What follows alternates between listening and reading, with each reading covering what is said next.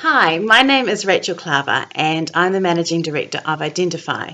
We're a marketing agency that love helping people build effective strategies, and so today I wanted to talk to you about a really important part of a marketing strategy. It's called the proposition part of the marketing strategy.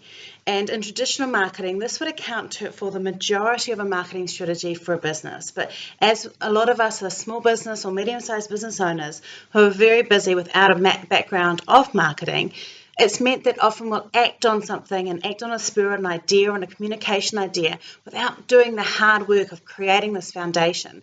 So this is part of the foundation and is really important to help you get your marketing message really lovely and clear. So what we're going to look at today is a part of that proposition, and it's called developing your core offering. So this website is all about how to get to the core of your marketing strategy, which is around your core offerings. So I'm going to go through with you why that's important, and then I'm going to tell you how to do it. And the reason we're doing this is because we're really passionate about growing businesses and we want to help you with this because we see so many businesses struggle. So this is a completely free webinar. There's no Sally in this at all. It's just to give you value. So I really hope that you take it on board and learn through the process of doing it. So here we go. So the thing is with the core messaging and getting our core marketing around our messaging is that we have to work out what we're actually selling.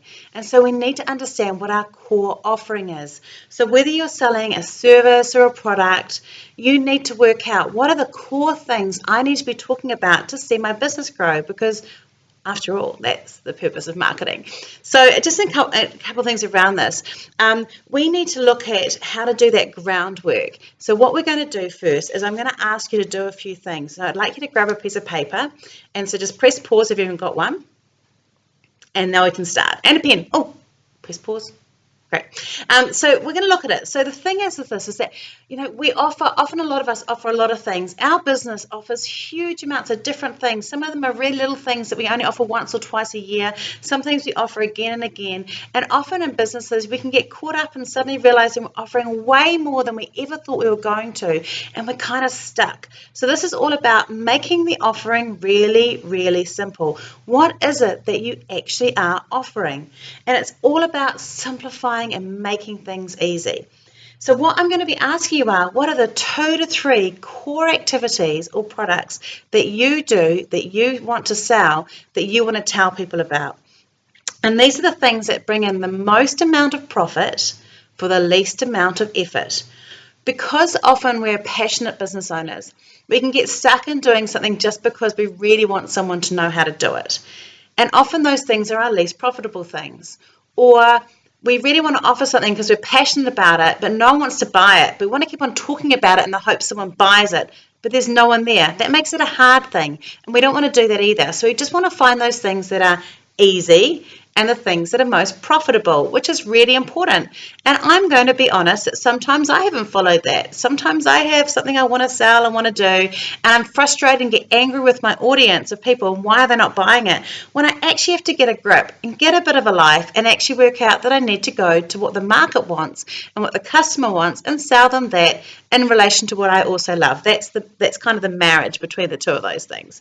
So what I'm going to ask you is, what are the 2 or 3 core activities, services, or products that bring in the most profit and are the easiest ones to get?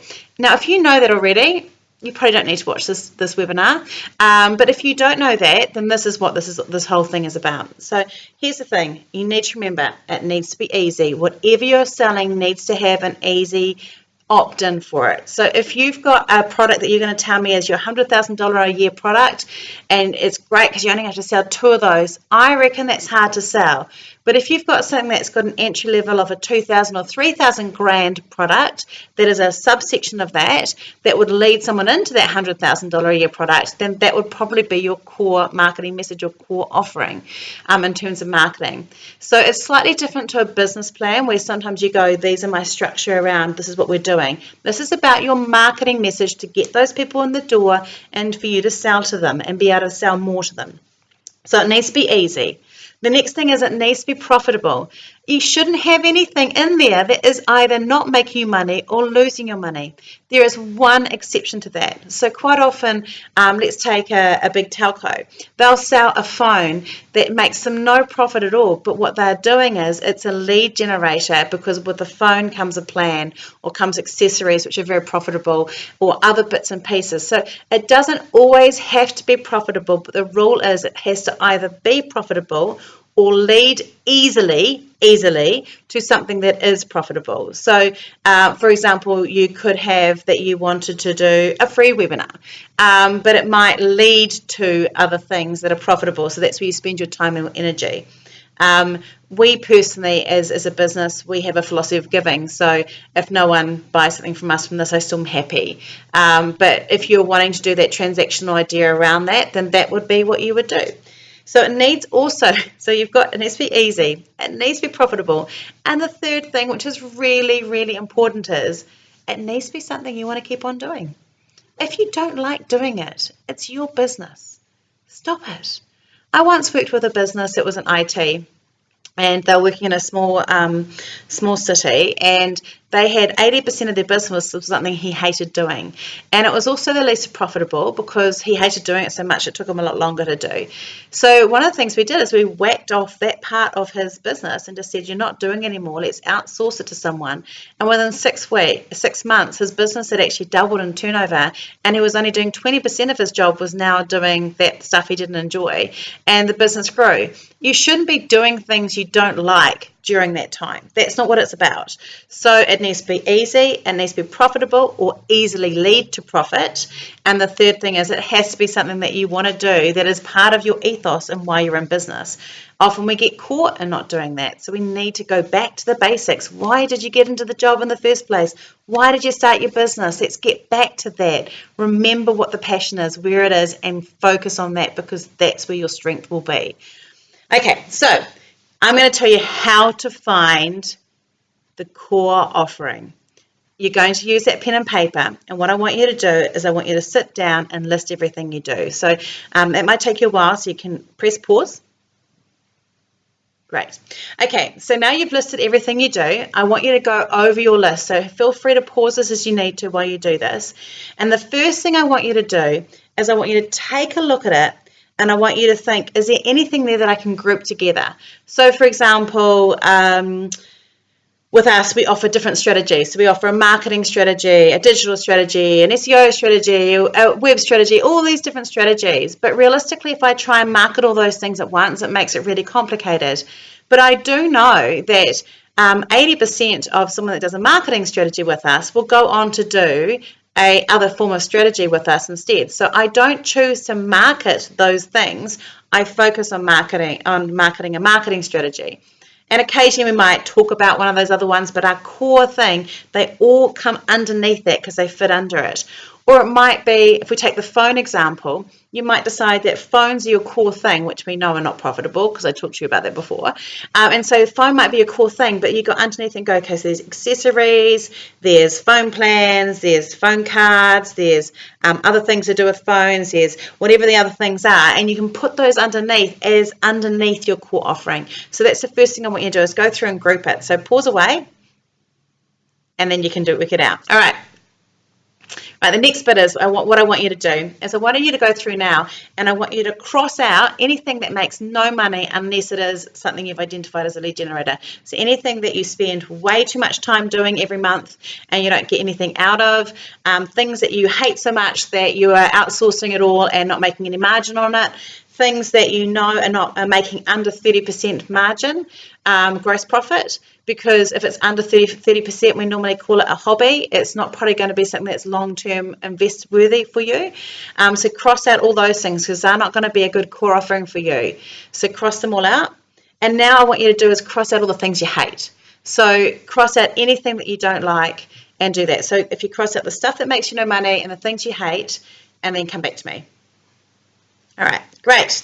So by now you should have hopefully no more than 5 different offerings. If you've got more than that, there might be a bit more work to do. But there should be between 3 and 5. And what we want to do is end up with between 2 and 3 because that makes it much easier for you when you're marketing.